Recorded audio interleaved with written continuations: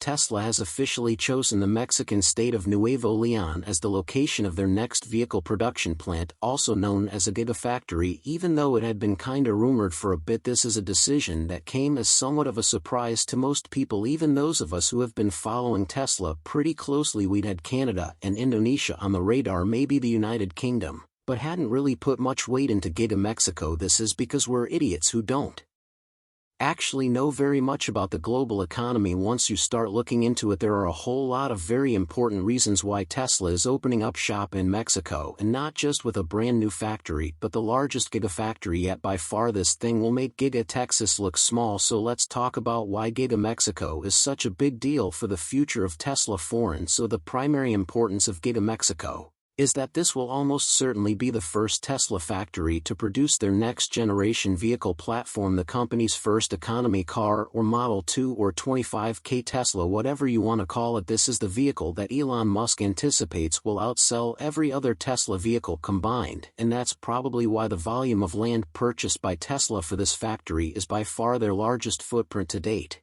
At 4,200 acres, the purchase in Mexico is 68% larger than Tesla's Giga Texas property. Now all we have to go on is a fairly basic rendering, but it doesn't look any bigger than the Austin factory. What we do know from what Tesla has done in Germany and Texas is that they use the surrounding land to build peripheral support infrastructure for the main factory, things like battery cell manufacturing, drive unit production, power generation, that kind of stuff. For a long time now, Tesla executives have been talking about how they want to localize their supply chains as much as possible, so the assumption would be that Giga Mexico will eventually have all of the manufacturing infrastructure that they need all in one place. They won't be relying on imports of motors and battery packs all the way from Nevada or anything like that. According to information gleaned from the governor of Nuevo León, Tesla will be starting this factory from scratch with a brand new production line. This is the primary reason that it will take a little longer than expected to get the factory online. We all remember the rapid pace of Giga Shanghai, how it went from groundbreaking to production in about 8 months, but in that case Tesla was just making a copy of what they were already doing in Fremont, a much improved version of it for sure, but they already knew how to build a Model 3. At that point, with this next generation platform, Tesla is introducing a brand new manufacturing system. This was one of the key points at their investor day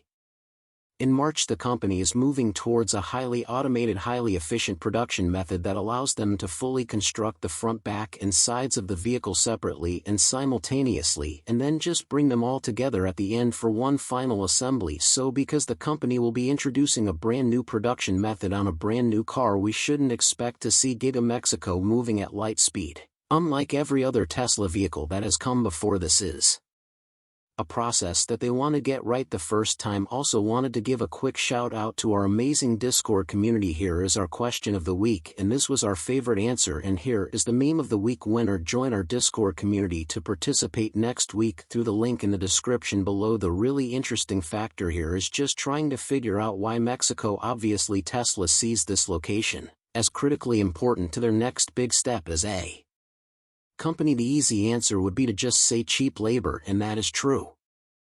But there has to be more to it than that. For one, the company already has access to affordable labor in China. Tesla could have very easily just decided to continue expanding their operations over there, and it's not like labor cost has ever proven to be a significant concern at Tesla. If they can make a profit building cars in Berlin, Germany, then they can make money building cars just about anywhere. Additionally, the whole point of the Investor Day presentation was that Tesla is streamlining and automating their new production process, so they're achieving higher production volumes per unit of labor. That alone makes human labor more affordable. Everyone talks about reducing costs, that's easy, but increasing productivity has the same effect on profit, and the result is a larger market share, which inevitably leads to even more profit. And Elon has been telling us all along that the company is not making that car affordable just by cutting corners and cutting cost. The reason that the new car will be cheaper is because it will be fully optimized for mass production. This new platform will be built in half the amount of time it takes to build a Model 3.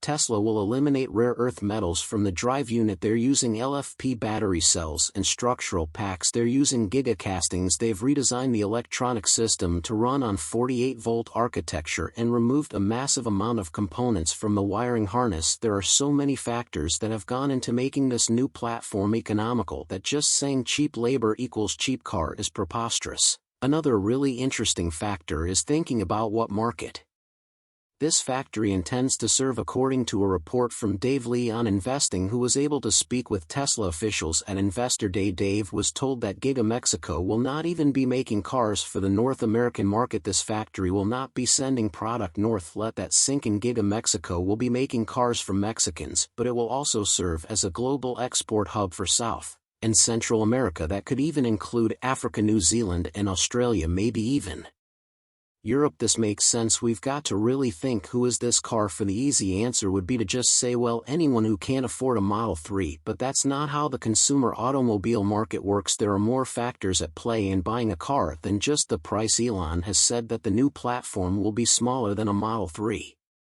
That's pretty small. Americans on average do not like small cars. Sure, some people in North America are cool with driving a compact car, but most have decided that their wants and needs as a consumer necessitate a large vehicle. Tesla isn't going to change that, but pretty much everywhere else in the world people love tiny cars. In many cases that's because their narrow little roads don't leave them a whole lot of choice. I've experienced this firsthand. The difference going from Canadian roads that are ultra-wide with big ditches on both sides and mostly empty to driving in Europe. It's a harrowing experience. I've never been so afraid behind the wheel of a car. I'd rather drive in a blizzard. So Tesla knows what they're doing here. They're going to sell millions and millions of this new car, but they're not going to be a massive hit in North America. And here's where Mexico really comes into play. Did you know that Mexico has free trade agreements with 50 different countries? The United States has free trade with just 20 countries. By comparison, Mexico's free trade extends to the European Union, Japan, Israel, Latin America, and South America. That means Tesla can reach a lot of their target market for this vehicle without having to pay any import tariffs. This just further strengthens the economic case, and Tesla is far from the only company that has identified Mexico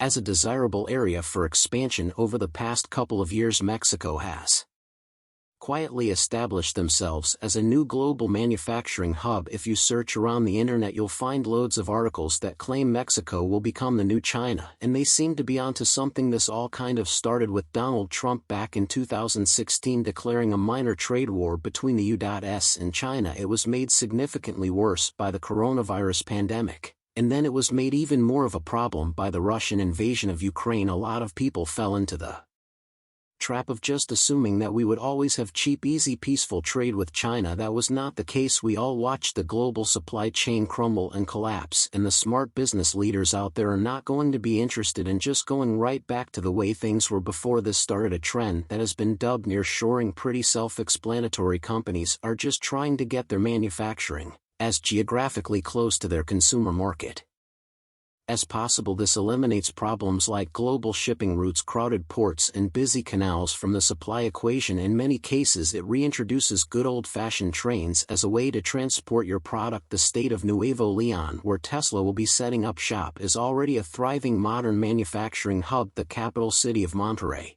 is not unlike something you would find in China. It has massive skyscrapers, world-class architecture, an international airport, and the Monterrey Institute of Technology is regarded as one of the top universities in the world. It's literally the MIT of Mexico. We've even seen these companies moving into Nuevo Leon and setting up new manufacturing facilities. Not far from the Tesla Gigafactory site is an industrial park where 28 Chinese companies have purchased land and are either actively doing business or in the process of construction. Tesla is far from the first U.S. automaker to arrive in Mexico. Ford has always produced their own electric car, the Mach-E, in a factory near Mexico City, which is significantly further south than Monterrey and makes a lot less sense logistically, but that's Ford. GM has been building trucks in Mexico for years, and starting in 2024 they will be manufacturing their electric vehicles at a refurbished plant outside Monterrey as well. This is a controversial territory,